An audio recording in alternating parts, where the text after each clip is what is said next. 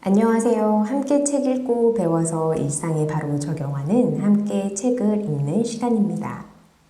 오늘은 스탠포드 대학 게이 핸드릭스 박사가 전해주는 나를 사랑하는 방법이라는 책을 소개해 드리려고 합니다.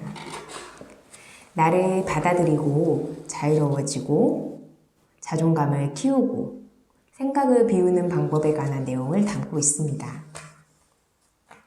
여러분은 자신을 사랑하고 계신가요? 저는 자신을 사랑하는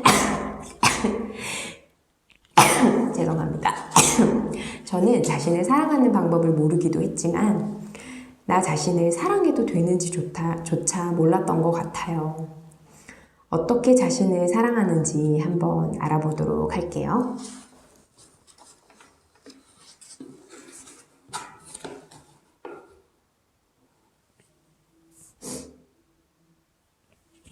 스물아홉 살의 어느 날 나는 인생을 바꿀 만한 경험, 즉 나 자신을 사랑한 뚜렷한 순간을 경험했다. 당시 나는 스탠퍼드 대학에서 박사학위를 받은 지 얼마 되지 않았고 콜로라도에서 교수로서 경력을 시작하려던 참이었다. 지난 몇 년간 지냈던 고향인 캘리포니아를 떠나서 아는이라고는 단 한 명도 없는 곳으로 이사를 왔다. 친구, 가족, 가까운 여성 친구, 그리고 나에게 많은 의미를 주었던 인생을 모두 뒤로 남긴 채 새로운 장소에 오면 처음부터 완전히 새로 시작할 수 있을 거라고 생각했던 것이다. 하지만 콜로라도에서 2주를 지내면서 그간 받아들이기 힘들었던 사실을 깨닫게 되는데 그것은 나 자신을 알지 못하면 지구 반대편에서도 평화를 못 느낀다는 것이었다. 혼자 지냈던 2주 동안 고통, 외로움, 그리고 공포가 수차례 되풀이되었으며 가끔은 찰나의 기쁨이 찾아와 낮과 밤을 비춰주고는 했다. 당시 나는 일적으로 매우 위험한 위태한 상황이었다. 어떻게 하면 우리 자신을 변화시킬 수 있을까에 대한 해답을 수년간 찾고 있었다.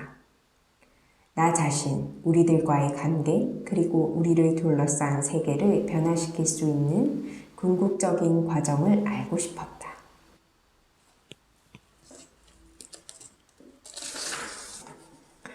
아는 지식과 이론은 많아졌지만 내가 아는 어떤 것도 내 마음과 심장을 울리지는 못했다.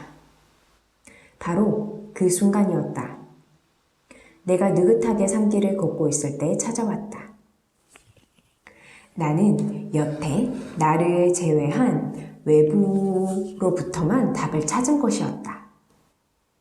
내가 가진 질문을 내 경험에 비추어 생각해 본 적이 없는 것이다. 그동안 나는 해답을 찾기 위해서 다른 사람들에게만 질문을 해왔던 것이다. 갑자기 태풍 직전의 공기처럼 내 마음은 고요해지고 찌릿함마저 느껴졌다. 나의 경험을 믿고 자신에게 질문한다는 것이 너무 새로운 발상이라는 생각이 들어서 그 자리에서 바로 시도해보았다.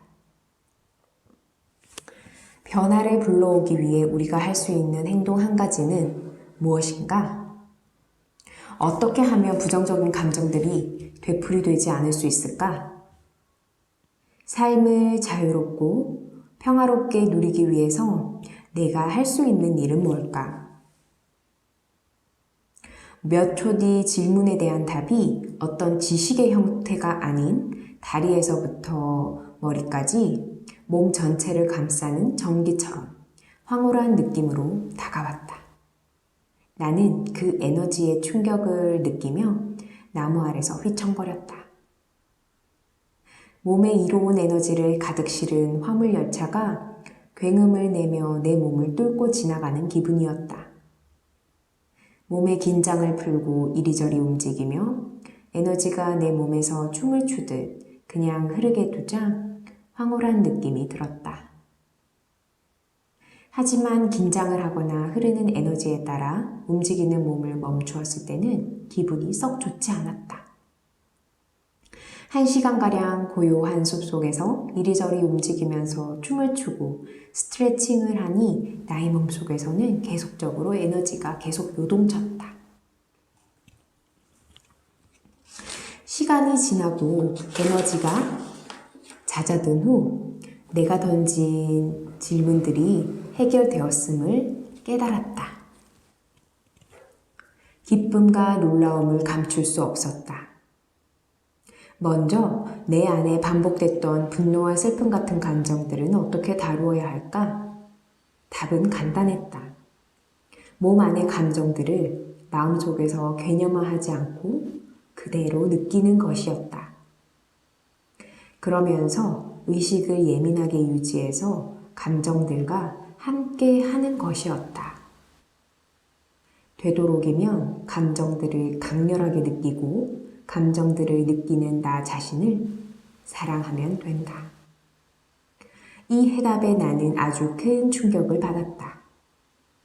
깨닫고 보니 감정을 다루는 것은 정신과는 전혀 관련이 없었다.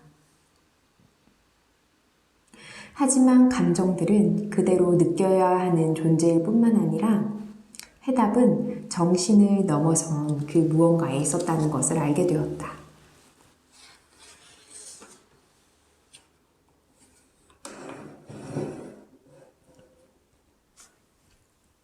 평소처럼 감정을 떨쳐버리기 위해서 스스로를 설득하지 않았다. 나는 그냥 거기에 서서 감정들이 나를 휩쓸도록 내버려 두었다. 그러자 외로움, 공포, 갈망이 나를 점령했다. 나는 항상 착하게 웃는 얼굴 뒤로 억눌러 왔던 모든 분노를 초대해 보았다. 이내 괴로움과 슬픔의 파도가 가슴에서부터 차올라 내 몸 가득히 퍼졌다. 나는 내 안에 있는 감정들이 무엇이든 그 감정들을 그대로 받아들이고자 했다. 내 몸 안에 감정과 갈등이 쏟아졌고 갑자기 모든 것이 잠잠해졌다. 나의 몸과 마음 전체에 따뜻하고 평화로운 빛이 느껴졌다. 나는 저항이 우리의 삶을 고통스럽고 복잡하게 만든다는 것을 그때 분명히 깨달았다. 나는 이때까지 살아오면서 현실을 거부해 왔었다. 대면하기를 거부하고 받아들이기를 거부하고 느끼기를 거부했다. 두려움 같은 감정이 생길 때면 긴장을 했고 두려운 감정을 밀어내려고 애썼다. 마치 내 인생 전반에 자리에 있던 감정, 사랑, 에너지, 그리고 잠재력 등 모든 것에 저항했던 것 같다. 그러나 저항을 멈추자 나는 나를 사랑으로 받아들일 수 있었다. 마음을 열고 보니 예전에는 사랑할 수 없었던 나의 있는 그대로의 모습을 사랑할 수 있었다. 사랑받지 못했던 내 일부가 나의 사랑 말고 또 무엇이 필요했을까? 저항하려는 태도를 내려놓자 나는 나 자신과 완전히 연결되고 있다는 것을 느꼈다. 나는 자유였고 살아 있었던 것이다.